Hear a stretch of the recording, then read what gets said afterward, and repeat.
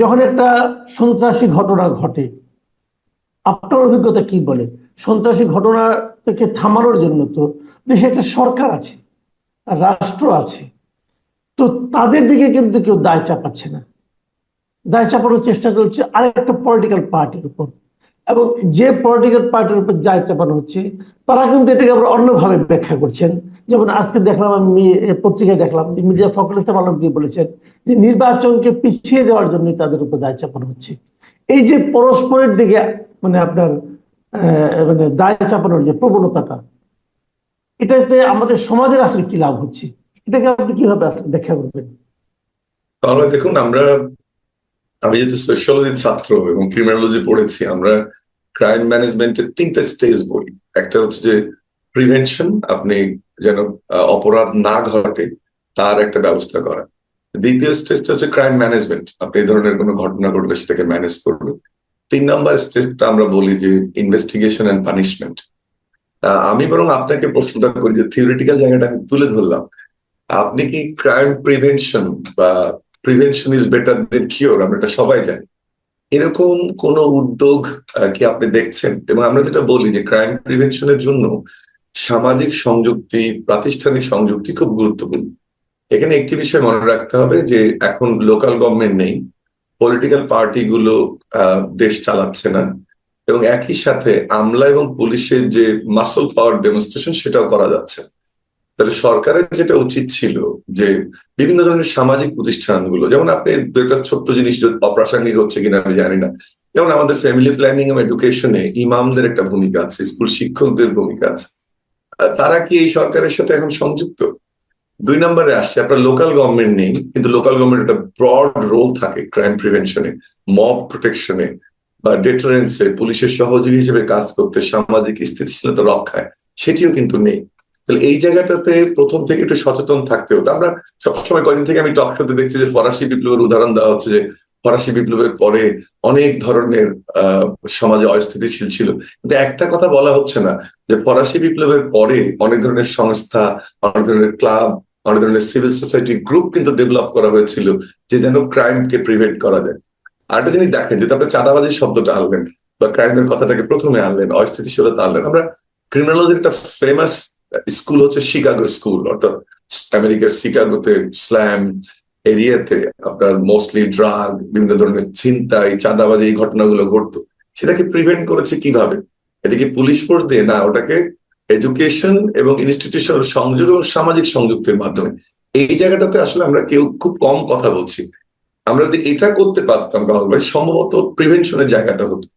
দ্বিতীয়টা যেটা স্টেজ, যে আপনি ক্রাইম ম্যানেজমেন্ট, সে জায়গাটাও কি ভালোভাবে করতে পারছি? দেখা যাচ্ছে কেউ যমুনার সামনে বসলে যে একটা ব্যবহার করা হচ্ছে, আর এক গ্রুপের সামনে আর একটা ব্যবহার করা হচ্ছে। ছোট গ্রুপ প্রতিবাদ করলে একটা ব্যবহার করা হচ্ছে, আবার পলিটিক্যাল পার্টির কোনো উইং প্রতিবাদ করলে আর একটা ব্যবহার করা হচ্ছে। সো ক্রাইম ম্যানেজমেন্টেও কিন্তু আমরা এই সরকার ভালো ইফেক্টিভনেস দেখাতে পারেনি। এরপর আসেন 3 নম্বর স্টেজ, যে আপনি ইনভেস্টিগেট করবেন, বিচারের মুখোমুখি করবেন এবং পানিশমেন্ট দিবেন, যেন এই ক্রাইমটা অন্য কেউ আর করার সাহস না পায়। এটাই তো ল, এটাই তো প্রসেস। সেটা থেকে আপনি গত 1 বছরে একটা চাঁদাবাজির কোনো, আপনি যে চাঁদাবাজির কথা বলছেন, মির্জা ফখরুলের কথাই বলি, গোলাম পরোয়ারের স্টেটমেন্টের কথাই বলি, ডক্টর শফিকের কথাই বলি, বা নাহিদের কথা বলি, তারা তো পলিটিশিয়ান, তাদের একটা স্টেটমেন্ট থাকবে। আপনি কি একটা চাঁদাবাজির ঘটনায় কোনো চার্জশিটের ঘটনা শুনেছেন?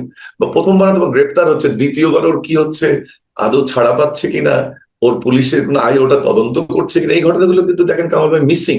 আমরা সংস্কার সংস্কার করে সামাজিক স্থিতিশীলতার জায়গাটা, একটা সাধারণ মানুষের যে চাহিদার জায়গাটা, একটা সুশৃঙ্খল ভাবে সমাজে থাকা, দ্রব্যমূল্য নিয়ন্ত্রণে থাকা, স্বস্তির মধ্যে থাকা, আপনি সংস্কার সংস্কার করে রাজনীতিকে এত গুরুত্ব দিচ্ছেন যে অর্থনীতি এবং সমাজনীতি পিছিয়ে পড়ছে।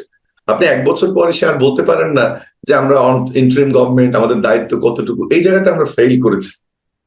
4 নম্বর যে পয়েন্টটা যুক্ত করতে, যে পলিটিক্যাল পার্টি গুলোর মধ্যে ব্লেম গেমের যে কথাটা আপনি বলছেন, এটা খুবই দুঃখজনক যে যদিও বিএনপি বড় রাজনৈতিক দল, তাদের কথাটা সবচেয়ে বেশি আসছে চাঁদাবাজি এবং টেন্ডারবাজি এই কথাগুলোর ক্ষেত্রে, কিন্তু আপনি ভুলে যাবেন না যে জামাত ইসলাম, যারা রিলিজিয়াস পলিটিক্স করে, ধর্মীয় রাজনীতি, তাদের আমি গতকালকে একটা দেখতে চাচ্ছিলাম, যে গত পত্রিকাগুলো ঘাটছিলাম যে জামাত ইসলাম সংক্রান্ত কেমন নিউজ এসেছে। তা আমি আসলে 6 মাসে খুঁজতে পেরেছি যেটা প্রকাশিত ঘটনা, তাতে আমি 32টা কেস পেয়েছি, এবং আপনি দেখতে পাচ্ছেন আমার মোবাইলে এই 32টা কেসের ডাটা। এটা খুলনার খালিশপুর থেকে, কুড়িগ্রামের টিওনগের মাদ্দর থেকে, 6 সিলেটের মাসে? টাকা। হ্যাঁ, আমি কিন্তু এই ডাটাটা বের করেছি, এবং এটা জামাত ইসলামের নেতারা চাইলে, আমি কোনো কাউকে বিরাগ ভাজন করছি না, আমি বিএনপির কথা বলেছি।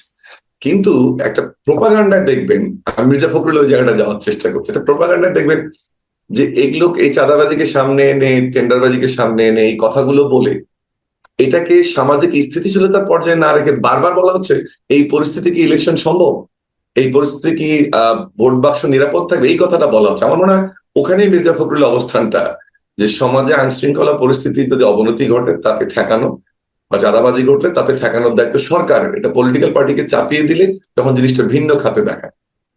আরেকটা যদি আপনার দৃষ্টি আকর্ষণ করি, আপনি দেখেন মিটফোর্ডের যে ঘটনাটা ঘটলো, কোনো অপরাধী সে যে দলের হোক, আমি যেন শিক্ষক হিসেবে কোনো দলের প্রতি যদি আমার সমর্থনও থাকে, কিন্তু ওই জায়গাটা একেবারে অবিচল যে পানিশমেন্ট হতে হবে, প্র্যাকটিস করতে দেয়া যায় না। কিন্তু আপনার ঘটনাটার যে নৃশংসতা, সেটাও কিন্তু একেবারে মানে অনেকটা আমরা যেটা বলি না যে আইএমএ জালিয়াতকে হার মানিয়ে দেয়, ওই চিত্র মনে আসছে। কিন্তু দুটো পার্ট দেখেন, যারা পাথর নিক্ষেপ করছে ওই 3জন বা 4জন বা 5জন, তারা কি বিএনপি কর্মী কিনা সরাসরি? 2 নম্বর, বিএনপি যাদেরকে বহিষ্কার করলো তারা কি প্রথম সারির কিনা? আবার পুলিশ যাদেরকে অ্যারেস্ট করলো বাকিরা কোথায়? আবার দেখবেন গতকালকে একটা ভিডিওতে দেখলাম, এই যে ভিকটিমের মেয়ে, ভাগ্নি এবং ওয়াইফ, তারা বলছে যে পুলিশ 2টো কাগজ দেখিয়েছে, একটাতে সাক্ষাৎকার বলেছে এটাতে সাইন করবে, ওটাতে সাইন করবে। তার মানে ওই গভর্নমেন্টের যে রোলটাকে আমি বারবার হাইলাইট করার চেষ্টা করছি, এই জায়গাটায় গভর্নমেন্ট ফেল করেছে, এবং যে কারণে কিন্তু এগুলো পলিটিক্যাল রেটোরিক হিসেবে ডেভেলপ করছে। যদি এমন হতো যে মিটফোর্ডে 20জনকে ধরা হয়েছে, তদন্ত হয়েছে, এই রায় এই করেছে, তাহলে কিন্তু এইটা ধামাচাপা দেওয়া যেত, প্রয়োজন হতো না, প্রকৃত ঘটনাটা বেরোতো। আর একটা জিনিস আপনি দেখেন, আমি নৃশংসতার কথাটা বললাম, কিন্তু একটা ঘটনাকে সারা দেশে যে নাড়িয়ে দিয়েছে, দুটো পার্সপেক্টিভ থাকতে পারে। একটা হচ্ছে বিপ্লব পরবর্তী মানুষ ভীতিটা কেটে গেছে, মানুষ কথা বলতে পারছে, আমি এটাকে খুবই ওয়েলকাম করি।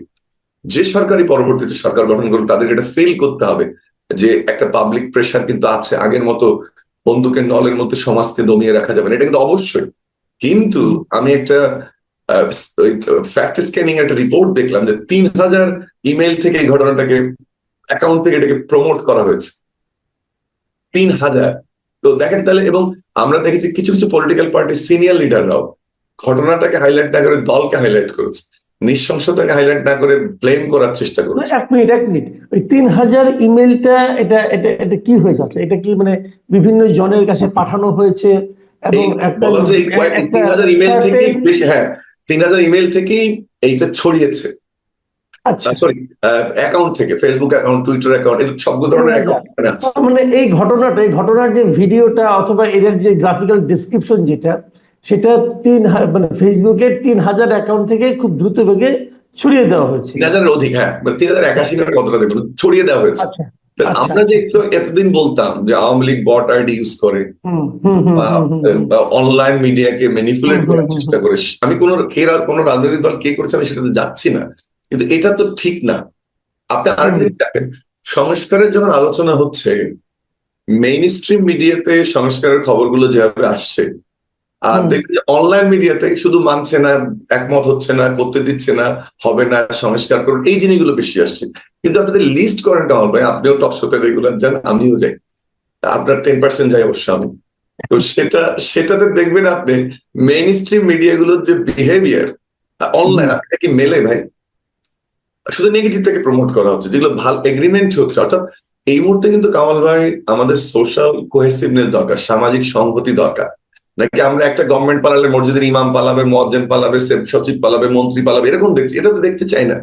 আমরা রিকনসিলিয়েশন চাই, যেটা আফ্রিকাতে হয়েছে, রুয়ান্ডাতে আপনার গণহত্যার পরে হয়েছে, উগান্ডাতে হয়েছে, ল্যাটিন আমেরিকায় হয়েছে। এটা না আপনার উদাহরণ দিবেন আপনি, নাকি আপনি এরকম করতে থাকবো, একটা এমন সমাজে থাকবো যে ইমাম পালিয়ে যাচ্ছে, শিক্ষক পালিয়ে যাচ্ছে?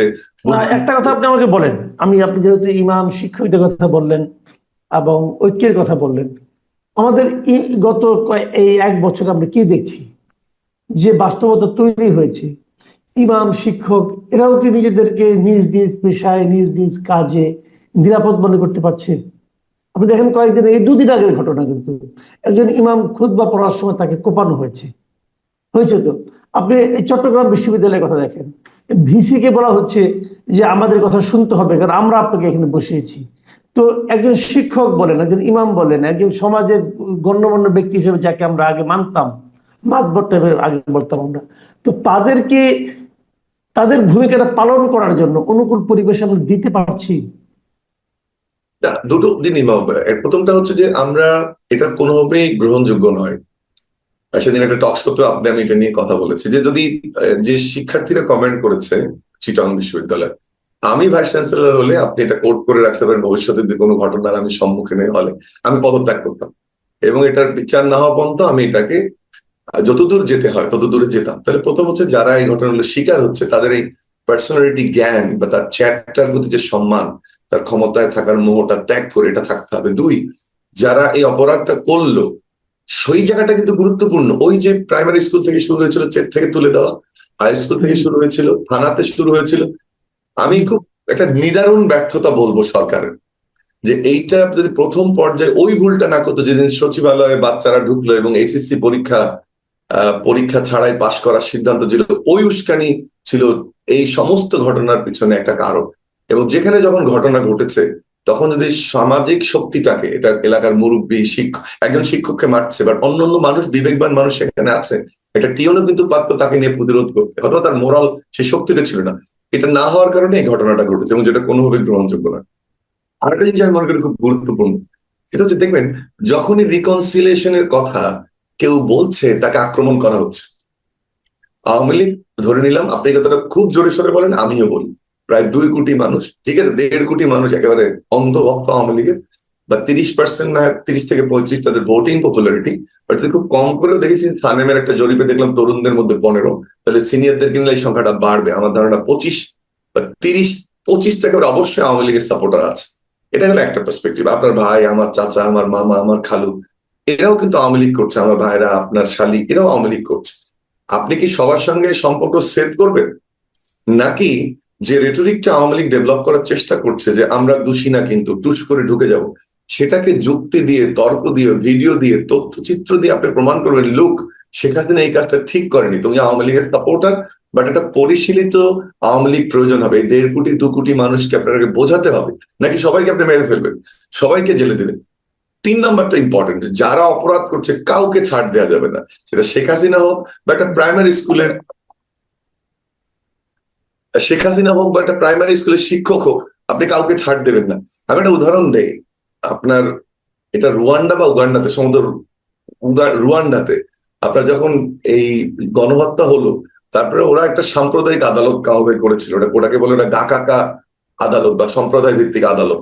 সেখানে তারা কি করছে জানেন, ইউনিয়ন এবং গ্রাম পর্যায়ে বিচার ব্যবস্থাটাকে নিয়ে গেছে, বেসিক্যালি সামারি ট্রায়াল, কিন্তু কাউকে ছাড় দেয় নাই। যে একটা মাথা ফাটিয়েছিল তারও বিচার করেছে, তোমার 4 মাস তুমি সামাজিকভাবে বয়কট থাকবা, তোমার 10 মাস তুমি জেলে যাবা। দেখেন, আমরা এইগুলোকে গুরুত্ব না দিয়ে আপনি 1.5 কোটি 2 কোটি, আমি আওয়ামী লীগের এখানে আওয়ামী লীগকে ডিফেন্ড করছি না, আমি রিকনসিলিয়েশনের কথা বলছি।